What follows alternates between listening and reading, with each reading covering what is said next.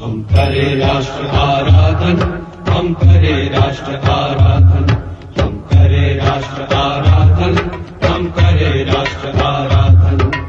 मुझे नहीं पहचाना? मैं वही हूं जो मेरा चित्र आप मेरे पीछे देख रहे हैं, मोहिते वाड़ा। कोई नई व्यवस्था निर्माण करना, इसका मतलब स्वतंत्रता प्राप्ति के बाद कार्य करे ऐसा कोई संगठन जो सदा सन्नद्ध हो, स्वार्थ रहित हो, शक्ति संपन्न हो और ध्येय पर अविचल श्रद्धा रखने वाला हो। ऐसे संगठन की नींव अभी से रखनी होगी। हमारा संगठन राष्ट्र प्रहरी का काम करेगा। संघ का है ध्येय शाश्वत, ध्रुव सितारे सा अचल। संघ का है ध्येय शाश्वत। हमने हमारे संघ की स्थापना की है एक महान उद्देश्य से। वो है हमारे प्राण प्रिय भारत माता का अतीत का वैभव पुनः प्राप्त कराना, उसे पुनः विश्व गुरुत्व प्रदान करना। हमारी सभ्यता संस्कृति का प्रतिनिधित्व हमारा ये भगवा ध्वज करता है। इसलिए हम सभी हमारे गुरु भगवा ध्वज का पूजन करेंगे। निश्चय के बिना संघ कार्य संभव नहीं, ये तो सच है। परंतु तुम अभी छोटे हो, अपनी शिक्षा पूरी करो, बाद में प्रचार के लिए जाना, क्योंकि प्रचार के लिए तुम्हें अपना व्यक्तित्व प्रभावी बनाना होगा, जो केवल शिक्षा से ही हो सकता है। मैंने जंगल सत्याग्रह में हिस्सा लेने का निर्णय किया है। निश्चल हो निर्मल मति से, श्रद्धा से मस्तक नत से, हम करें राष्ट्र अभिवादन, हम करें राष्ट्र अभिवादन, हम करें राष्ट्र आराधन, हम करें राष्ट्र आराधन, आराधन करें राष्ट्र आराधन।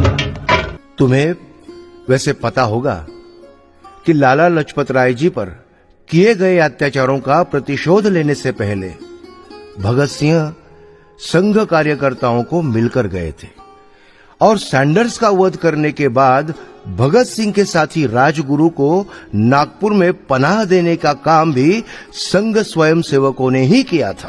आप तो जानते हैं कि अस्पृश्यता नष्ट करना कितना कठिन है। ये होते हुए भी आपने संघ में इस कठिन कार्य को कैसे सिद्ध कर लिया?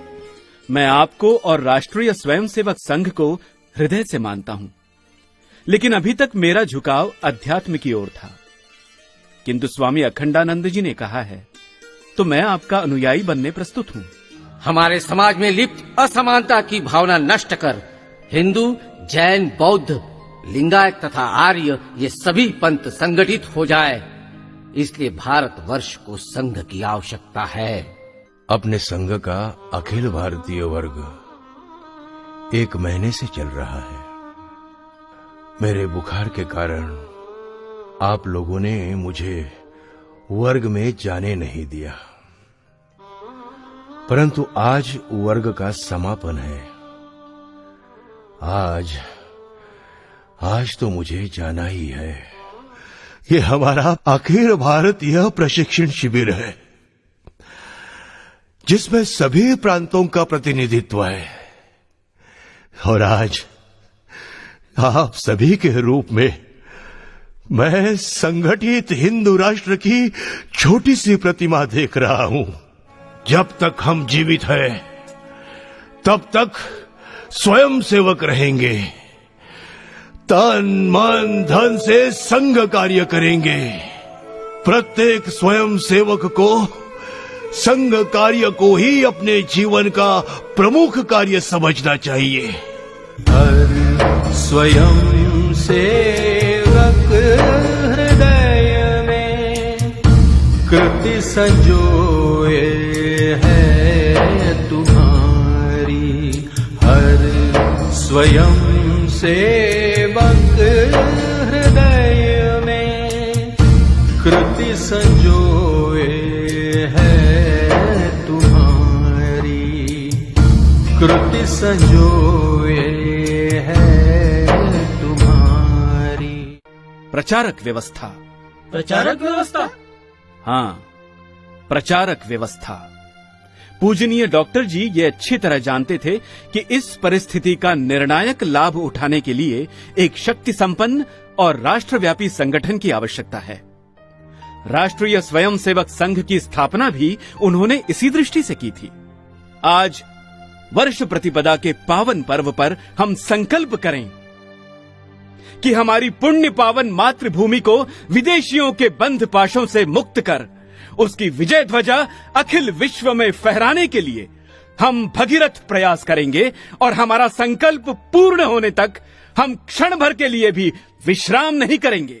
जय जय भारत, जय जय भारत, जय जय भारत, जय जय भारत। मन मस्त फकीरी भारी है, अब एक ही धुन जय जय भारत। मन मस्त फकीरी भारी है, अब एक ही धुन जय जय भारत। मन मस्त फकीरी भारी है, अब एक ही धुन जय जय भारत। मन मस्त फकीरी भारी है, अब एक ही धुन जय जय भारत।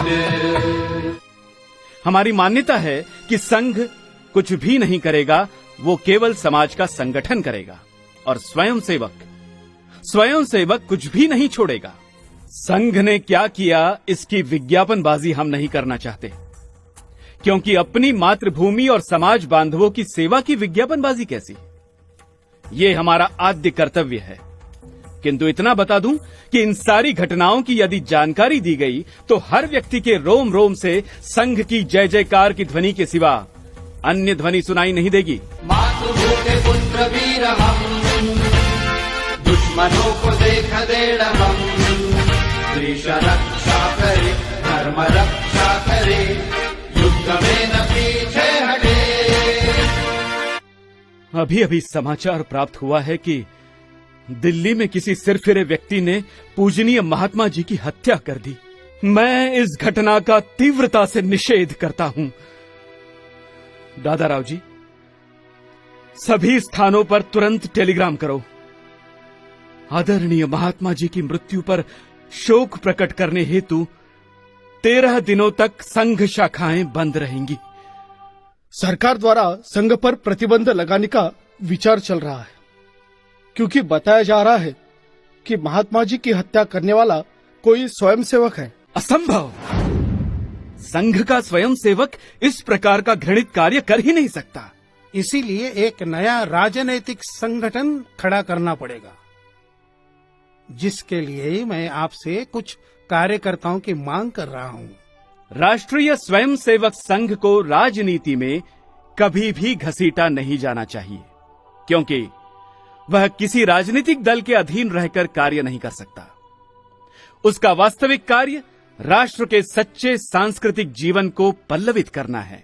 कल सवेरे दिल्ली में सभी राजनीतिक पार्टीज की एक अर्जेंट मीटिंग प्रधानमंत्री जी ने बुलाई है, उसे आपको भी अटेंड करना है। सेक्रेटरी महोदय, आरएसएस कोई राजनीतिक पार्टी नहीं है। सर, हम जानते हैं, फिर भी आपको आना है। प्रधानमंत्री लाल बहादुर शास्त्री जी ने सभी पार्टीज, आरएसएस के चीफ, सभी सेनाओं के उच्चतम अधिकारियों की मीटिंग आज शाम दिल्ली में आमंत्रित की है और देश का सबसे बड़ा तथा देश हित में कार्य करने वाला संगठन, इस नाते आप भी आमंत्रित है सर। विश्व शांति के लिए प्रत्यक्ष अप्रत्यक्ष रूप से संघ की ओर आशा स्थान के रूप में देखा जा रहा है। यह मेरे लिए ही नहीं, स्वयं सेवकों की आज कार्यरत 5वीं पीढ़ी के लिए भी अत्यंत गौरव का विषय है। रक्षकः अग्रतः सिद्ध।